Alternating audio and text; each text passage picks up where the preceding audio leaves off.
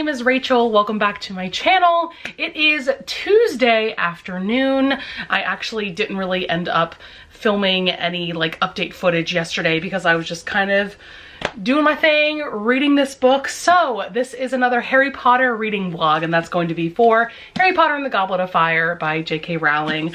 I am so far on page 134, that is chapter 11, Aboard the Hogwarts Express. And I do have a couple things I want to discuss so far. So first things first, I do want to talk about the very first chapter, which is called The Riddle House. And it's so funny because I can distinctly remember reading this chapter when I read this book years and years ago. I don't know what it is about this chapter and this scene that is just so iconic and so memorable. So essentially, this is the scene where there's this old man who's like the caretaker of the old Riddle House, where Tom Riddle / Lord Voldemort's family was murdered about like 50 years before. So basically, like, the groundskeeper, he's in his own like cabin, but he sees that there are lights on in the old Riddle House, and so he assumes that it's like vandals or something like that. But then he starts hearing voices, and it turns out that it's Peter Pettigrew and Lord Voldemort himself, and they are discussing this great plan that they have. And Voldemort kind of mentions how obviously he wants to kill Harry, so he's talking about that to Peter. There's also the mention of this woman's name, and this person has been brought up numerous times in the book so far. Yes, he mentions this woman named Bertha Jorkins, because Peter Pettigrew brings it up first, although he's referred to as Wormtail. For whatever reason, Voldemort refers to him as Wormtail and not Peter. But he says, all through our journey, I have gone over the plan in my head. My lord, Bertha Jorkins' disappearance will not go unnoticed for long, and if we proceed, if I curse, and then Voldemort interrupts him. So this woman has been brought up numerous times at this point because she has been missing for, I think, over a month at this point, and she works for the Ministry of Magic, and so people are worried about her. Some people aren't worried about her so much because they just think that she got lost somewhere and that she'll find her way back. I do not remember this plot at all. Being in the movie. I'm assuming that this was some kind of side plot that was cut out because I cannot recall this person's name or their disappearance or what their disappearance has to do with Voldemort coming back. So that will be very interesting to read about for sure. Also, I was just reminded while reading the scenes when Harry turns up at the Burrow and, you know, is hanging out with the Weasleys, and then they go to the Quidditch World Cup. I was just reminded of how cozy this series makes me feel while reading it, especially the happier scenes. It made my heart so happy when Harry was just talking about the Weasleys in general, and he said that they are his absolute favorite family, and I just loved that so much. Like, part of me wishes that the Weasleys could adopt Harry, but part of me is also like, I just wish there was a way that he could have lived with Sirius in this book. Then the last thing I want to discuss for right now is the World Cup / Dark Mark scene. It does play out quite a bit differently in the book than how I remember it playing out in the movie. Now, Goblet of Fire is a movie that I've watched quite a bit, but I haven't watched it in recent years. So there are things that I feel like I have forgotten from that movie. But it was very interesting how the scene played out in the book because there's this house elf named Winky, and basically after the Dark Mark is like conjured in these woods, they catch Winky with Harry's wand, but she, you know, swears that she didn't do it. She wouldn't know how to do it.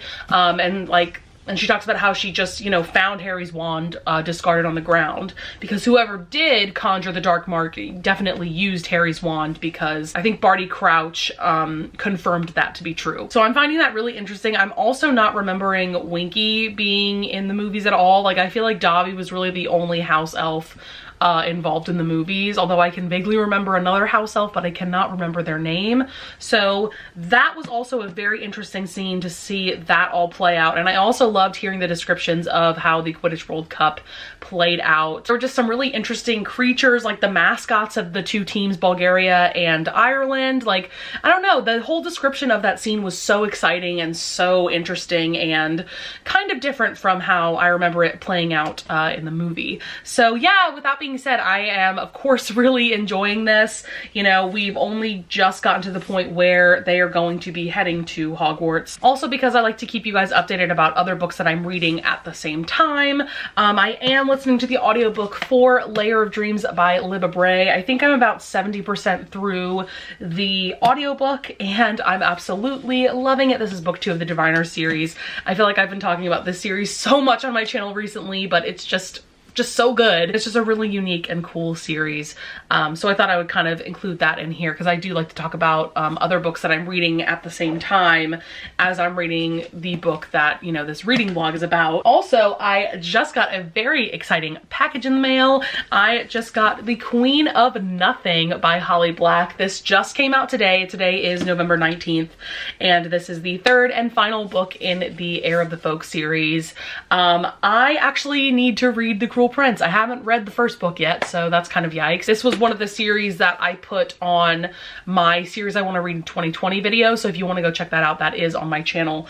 But this is definitely a series that I feel like I'm just gonna want to binge because all the books are so short. I feel like they're just about 300 pages, so I probably won't have any issue just binging them and probably doing a reading vlog for the whole series. But I'll definitely let you guys know if I actually do that reading vlog, but I thought that would kind of be fun. So yeah, that's really exciting that this has finally come out. I know a ton of people have been highly anticipating this release, so that is so cool. And yeah, with that being said, I'm just gonna go keep reading this book and I will give you guys an update when I have one.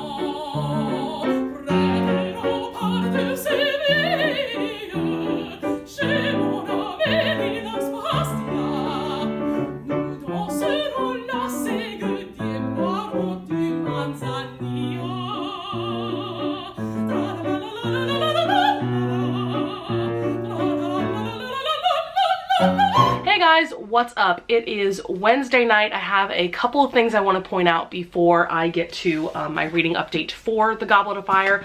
So for one thing, right now I am currently messing with my camera settings because I've noticed in recent videos that the focusing on like the background, like my shelves and like my book cart and everything is kind of off. Like it goes in and out of focus, and I'm trying to find a way to get that focusing to be more consistent.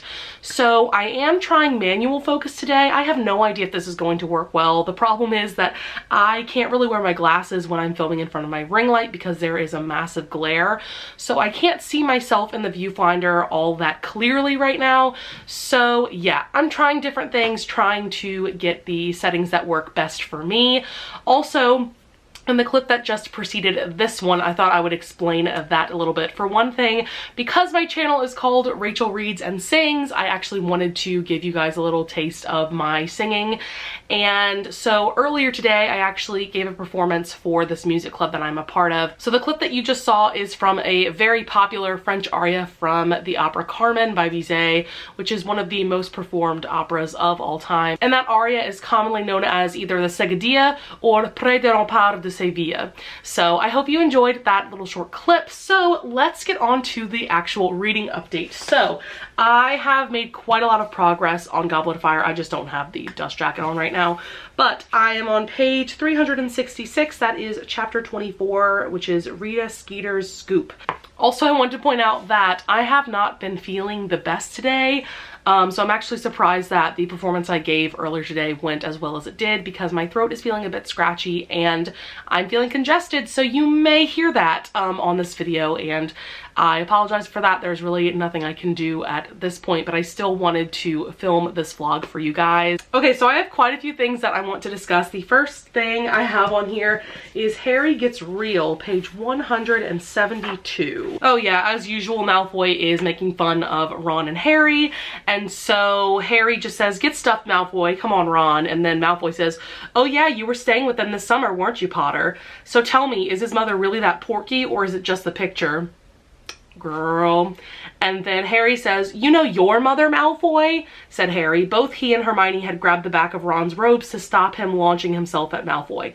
That expression she's got, like she's got dung under her nose, has she always looked like that, or was it just because you were with her? And I literally put goop right next to it. Like, I feel like book Harry is definitely kind of sassier than movie Harry. I just can't remember movie Harry like actually standing up to Malfoy the way book Harry does. I just feel like in the movies they try to make Harry look as likable as possible, so they don't have him like giving any comebacks to Malfoy or anything. So I thought that was interesting. Okay, also, I mean, I can't not talk about this iconic scene when talking about Harry Potter and the Goblet of Fire.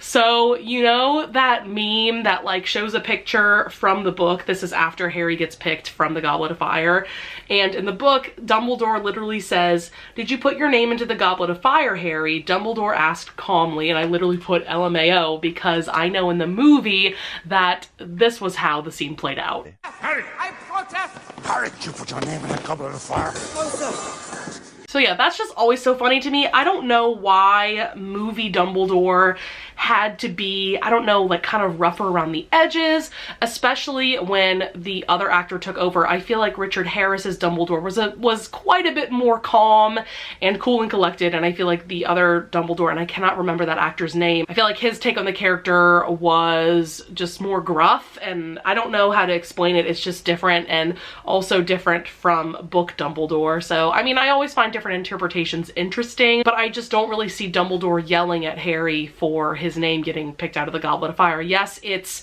not good that a 14-year-old's name was picked out of the goblet. I feel like Dumbledore knows Harry well enough at this point to know that he wouldn't do this kind of thing on purpose. So this is the installment where Hermione gets really fired up about elf rights.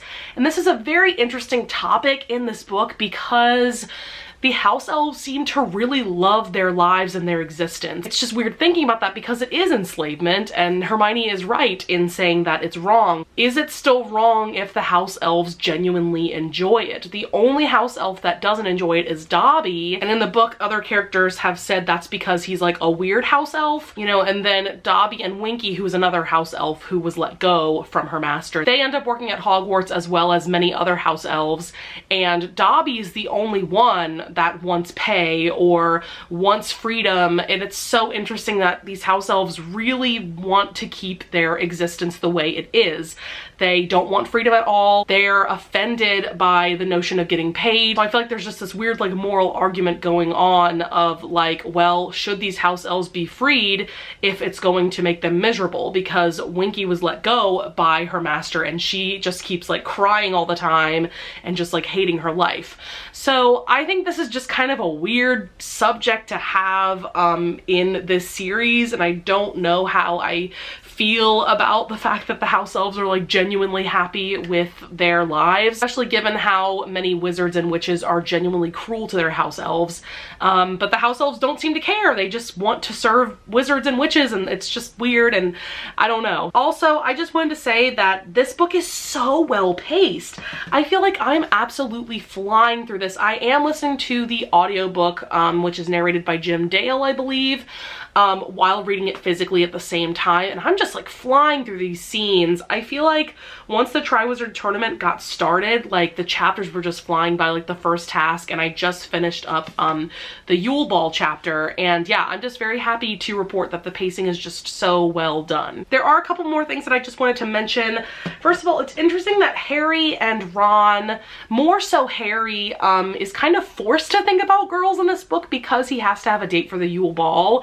And I feel like if this Yule Ball didn't happen, I feel like Harry wouldn't have really thought about girls until maybe later books. I don't really know. I mean, he's thought about Cho Chang quite a bit, but not all that much. I mean, he thinks that she's really pretty, but like beyond that, really doesn't think about girls that much. And so it's just interesting that the Yule Ball kind of like makes him think about them. And I love that scene where like Harry and Ron are trying to ask out girls, and Harry's like, why do they always travel in packs? Like, how are we supposed to get one by themselves to ask them out to the dance? And Ron suggests lassoing one, so there's that. It's just very interesting to see that in this installment especially we're seeing I guess puberty taking a role in the story, because it is also affecting Ron and Hermione and their relationship with one another as well. Also, I wanted to mention Victor Crumb, because his character I feel like is quite a bit different than in the movie. Like in the movie, he is just like this huge, hulking, intimidating dude, and then the book, they do describe him as surly sometimes, but also I feel like they described him as like maybe like skinnier. I mean, because he is a very world-renowned seeker, and so seekers can't really be like huge hulking people in order to fly really fast. So I feel like he's described as more of like a skinnier person, definitely keeps to themselves. I think it's actually really sweet the way that he talks to Hermione, whereas in the movie I just felt like at the Yule Ball he was just like standing there and not really doing anything. I mean, I don't really remember all that well, but I feel like in the book his character is a bit more active, and his character is also a bit more likable in the book as well. So I just find the differences to be very interesting between the two. So with that being said, that's going to be it for this update. I'm gonna go just read some more. I'm hoping to at least get to page like 425 by the end of the night, which I think is pretty doable. Hey guys, it is Friday afternoon. I actually finished Harry Potter and the Goblet of Fire last night. So I kind of wanted to discuss a few more things that I have on my notes app, and then I'll go ahead and give you like my overall review and all of that. There's some really sweet moments with the Weasleys and Harry that I want to just bring up for a second. Basically, I think before the last challenge, all of the champions' families can visit them beforehand, and Harry just assumes that nobody's gonna come visit him because he doesn't really have family, and of course the Dursleys wouldn't come visit him. But lo and behold, Mrs. Weasley and Bill Weasley come and visit Harry, and it's the sweetest thing ever. Like, I just love how Mrs. Weasley is just kind of like a foster mom for Harry. It's just so sweet, their relationship. And then there was another really kind of heartbreaking moment where basically when Harry is in the hospital after all the events that went down in that graveyard, and he brought Cedric Diggory's body back and all that stuff, the Weasleys are visiting him, and Mrs. Weasley gives him a hug, and Harry makes a point of thinking something along the same lines of, I've never been embraced like that before, and so he just like started crying in Mrs. Weasley's arms, and it was the sweetest thing ever, but just so heartbroken that no one has ever cared for Harry in this way before. And then another Weasley moment is at the very end when Harry gives his winnings from the Triwizard Tournament to Fred and George so that they can fund their joke shop, which I think is just so sweet. I assumed that he was just going to give his winnings to the Weasleys in general, but I thought that was really sweet considering that Mrs. Weasley isn't very supportive of Fred and George making this joke shop because she doesn't think of it as an actual career. I don't know why I took my glasses off. Like, it's just a habit of mine to take my glasses off when filming in front of my ring light because there's a massive glare, but in this setup there's no issue like that. Okay, so something I wanted to bring up was that we finally have an answer as to why Harry has to live with the Dursleys, because if you guys watched my Prisoner of Azkaban vlog, you guys will know that I kind of went on a rant about that, about how abusive they are to Harry and how it's bullshit that all the adults in like the wizarding world don't get Harry out of that situation, and they don't really like come to his aid all that much. Although there's been a couple of times at this point where the Weasleys have kind of rescued Harry from the Dursleys towards the end of the summer, but nobody has stepped in to move him to another family that would actually care for him. And the reason for that is, it says on page 552 of the edition that I read, that Dumbledore invoked an ancient magic to ensure the boy's protection as long as he is in his relation's care. Not even I can touch him there. That's Voldemort speaking. So apparently there's this magic that is so strong that as long as Harry lives with some type of family member for at least a short period of time throughout the year, he's protected against any dark magic, including Voldemort. Like, Voldemort can't even, I don't even think Voldemort can find him at the Dursleys, much less attack him. Okay, so we do get answers as to how Bertha Jorkins connects to both Barty Crouch / Barty Crouch Jr. storyline and Voldemort / Peter Pettigrew's storyline. I had to reference the book itself because honestly I just couldn't remember everything. And basically Barty Crouch Jr. escaped from Azkaban through like a switcheroo thing where basically him and his mother took Polyjuice Potion to look like the other, and so his mother is actually the one who died in Azkaban and Barty Crouch Jr. is the one that got out. And Barty Crouch, who is Barty Crouch Jr., Jr.'s father, obviously, he basically kind of kept him imprisoned in his house, and Bertha Jorkins shows up. I don't quite know why she showed up to the house. Basically, she overheard too much and she confronted Barty Crouch about it. So basically, Barty Crouch put her under a very powerful memory charm that like permanently damaged her mind.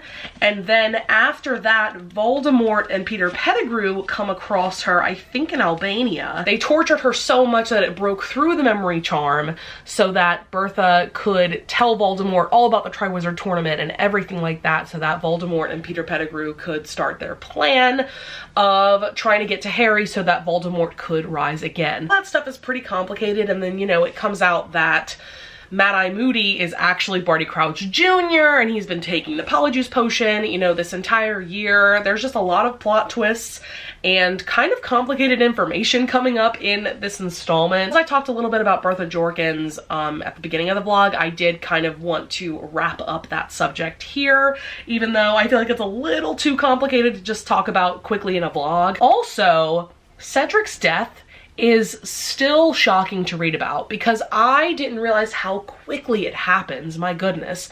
They literally show up in the graveyard after touching the Triwizard Cup, which is a port key to this creepy ass graveyard, and pretty much immediately after Voldemort sees the two of them, he tells Peter to kill the spare, and he immediately kills Cedric, and it's just so shocking. I mean, I can only imagine how readers reacted to that when this book first came out, because even reading it today, I was just like, I had to sit back a minute because it's just so fast and it's just awful. So one last thing I wanted to discuss is I love this whole like Rita Skeeter storyline. So Rita Skeeter is the Daily Prophet reporter that basically twists everyone's words, and nobody can figure out how she's able to hear all these private conversations. It turns out that she's also an animagus or an animagus, and she can transform into a beetle, and so that's how she's able to hear all these conversations. And so Hermione captures her when she's in beetle form and puts a charm on her so that she can't transform, and it's like the funniest thing ever because you wouldn't expect Hermione to be like that petty. And like, what is she gonna do with Rita? Is she just gonna keep her in that jar for the rest of her life? I feel like Rita comes back in later books, right? So I'm very curious to see like how she gets out of the jar and like how that is all gonna go down. That's it for my discussion points. So as far as an overall review, something about the storyline of the Goblet of Fire has never been my favorite. There's something with the Triwizard Tournament that just feels a bit cliched, especially with the whole thing with Harry's name getting picked out of the Goblet of Fire. I know that it's done for a very important reason and a very important plot point in this story, but it just feels very chosen one cliche, as if Harry isn't enough of a chosen one, you know? So there's always been something about that plot that I've never really loved, to be quite honest. I do, however, think that the pacing of this installment is the best by far. I was like flying through, especially all the challenges, like the action scenes and stuff, and like the Quidditch World Cup. Like, that stuff is so exciting and interesting. And there is a lot of information that we learn in this installment that is laying very important groundwork for future books. So this installment is definitely really important in the grand scheme of things. Also, the amount of foreshadowing in this installment is really awesome. I mean, there were definitely some moments that I had to underline and even tab at some points. I have quite a few tabs in this book. So for that reason alone, it's really great rereading these books for the first time and knowing the events that happen in the later books, because I can, you know, point out those moments of foreshadowing for myself and for you guys. So with that being said, that's going to be it for my Goblet of Fire reading vlog. I hope you guys enjoyed, and I hope you would consider subscribing, and if you do, don't forget to press that notification bell button below so that you'll be notified every time I upload. And I'll see you guys in the next video. Bye!